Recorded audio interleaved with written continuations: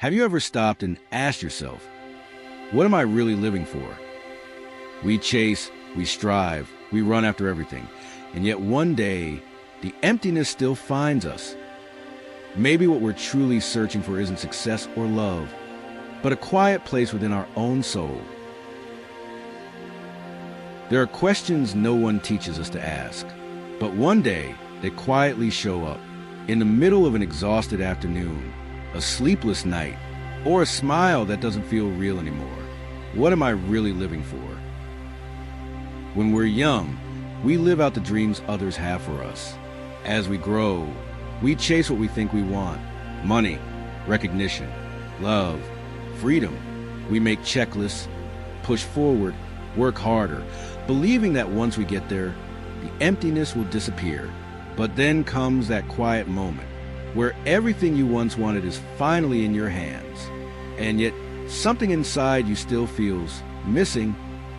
Have you ever felt that way? Where the life you built looks beautiful from the outside, but inside there's a silence no one sees? The question, what is life really about, doesn't come from books or philosophy. It comes from that quiet room inside your soul, the part of you that no one else hears, but is where you truly exist. And maybe, just maybe, that question is not here to break you, but to begin something new, not to make you chase more, but to help you finally understand. We live in a world obsessed with achievement. From the very beginning, we're handed a silent script: get good grades, go to a good school, land a good job, make money, get noticed, be someone, they say, someone important, impressive, worthy. So we hustle. We build resumes instead of character. We chase titles instead of truth. We bury our insecurities beneath layers of ambition, hoping one day the applause will drown out the self-doubt. But here's the quiet truth most people won't admit. Success can be a lonely place. But here's the quiet truth most people won't admit. Success can be a lonely place. The problem isn't success itself. Success can be meaningful when it grows from authenticity. The problem is when we tie our worth to what we do instead of who we are. We measure value by output. We define ourselves by productivity. But what happens when the applause fades, when the spotlight shifts, when you're alone with yourself and the silence grows louder than the noise ever did? Many of us chase success, hoping it will fix something inside us, that the next promotion will make us feel secure, that the next goal will finally make us feel like we matter, that if we just do enough, we'll be enough. But healing doesn't come through trophies. Peace doesn't come from paychecks. No title can rewrite the story you haven't made peace with. And that's where the shift begins, when we stop asking, what else do I need to prove? And start whispering, who am I, even if I stop proving anything at all? Maybe success was never meant to save us. Maybe it was meant to reveal where we're still hurting and invite us to come home to ourselves. After chasing success, many of us turn to something that feels even more powerful: love. We believe love will complete us, that if we find the right person, the right relationship, everything that's broken inside us will finally start to make sense. The world romanticizes this idea in every song, every movie, every tear-stained journal entry. You're the missing piece. You make me whole. It sounds beautiful, but it's also a dangerous lie. Because when we haven't healed the parts of ourselves that feel unworthy, unseen, or unloved, we don't seek love for connection. We seek it for rescue. We hope someone else will hold our pain gently enough to make it go away. That someone else's presence will be strong enough to silence the voices in our head. But here's the truth that hurts before it heals. No one can love you into healing if you haven't started loving yourself first. So we enter relationships carrying silent expectations. We want our partners to fix what our parents broke, to offer the safety we never had, to prove that we matter because we still don't believe it ourselves. And when they can't meet that invisible need, we feel rejected, abandoned, triggered, not because they did anything wrong, but because they couldn't fulfill a role they were never meant to play. Many people don't fear loneliness. They fear being alone with their own emotions, so they run from relationship to relationship, hoping that proximity will bring peace.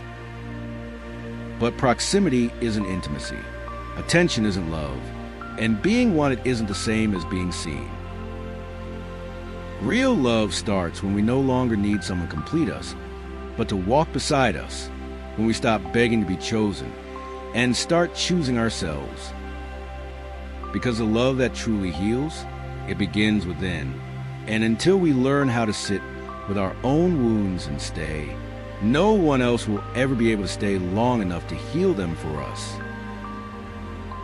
If we're not chasing success, if we're not chasing love, then often we're chasing something even quieter, more invisible. Safety. Not just physical safety, but emotional safety. The kind of safety that whispers, "You're allowed to exist here. You're allowed to feel. You're allowed to be human." Not just physical safety, but emotional safety.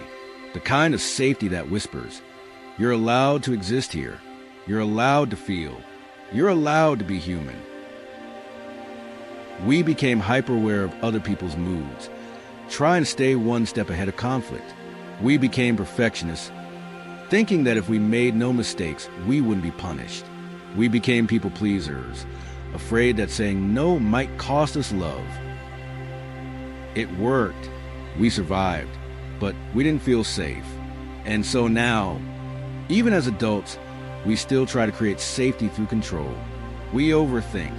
We overplan. We don't take emotional risks. We avoid vulnerability not because we don't want to connect, but because it feels dangerous. We crave predictability, not because we love routines, but because we fear being hurt. We chase stability not because we're boring, but because chaos feels too familiar. But here's the paradox.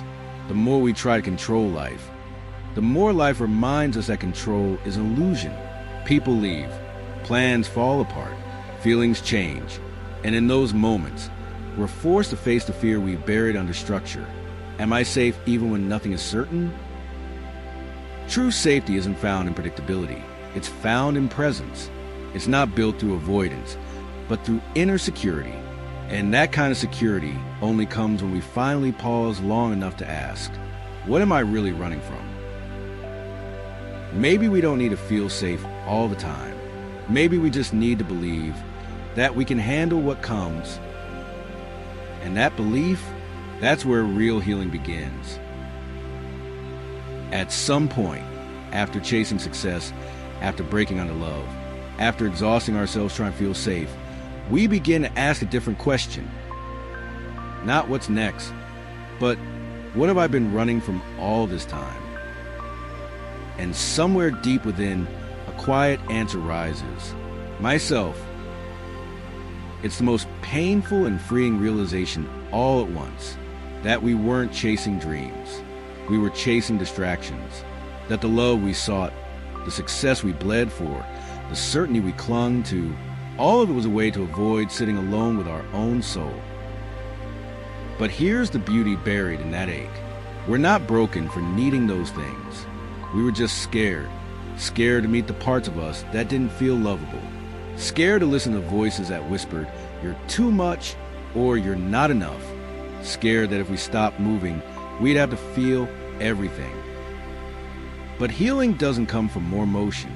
It comes from stillness, from turning inward, from recognizing that everything we were seeking outside, peace, love, safety, worth, was waiting for us all along within. And maybe that's the secret no one tells you. The final destination isn't a place, a person, or a goal. It's a homecoming, a slow, patient return to the parts of you that were abandoned, shamed, or forgotten. It's choosing to sit beside your younger self and say, "You were never too much." It's learning how to hold your own sadness without rushing it away. It's realizing that your life doesn't need to look perfect to feel whole. We spend years trying to escape who we are, only to find that healing begins the moment we stop running and say, "I'm here now, and I'm not going anywhere." Because at the end of the day, what we're truly chasing is not a better version of ourselves. but the permission to be exactly who we are. And that's not found on a mountaintop. It's found in the mirror. So, what are we really chasing? Not just success, not just love, not even safety. We're chasing something far more sacred. Belonging, not to a person, not to a job, but to ourselves. We're chasing the feeling of being enough without the noise, of being loved without condition, of waking up in the morning and knowing, without needing proof, that we matter. We're chasing the feeling of being enough without the noise, of being loved without condition, of waking up in the morning and knowing, without needing proof, that we matter. Because every version of you, the one who tried too hard, the one who broke down at 2 a.m., the one who stayed silent to keep the peace, they weren't mistakes.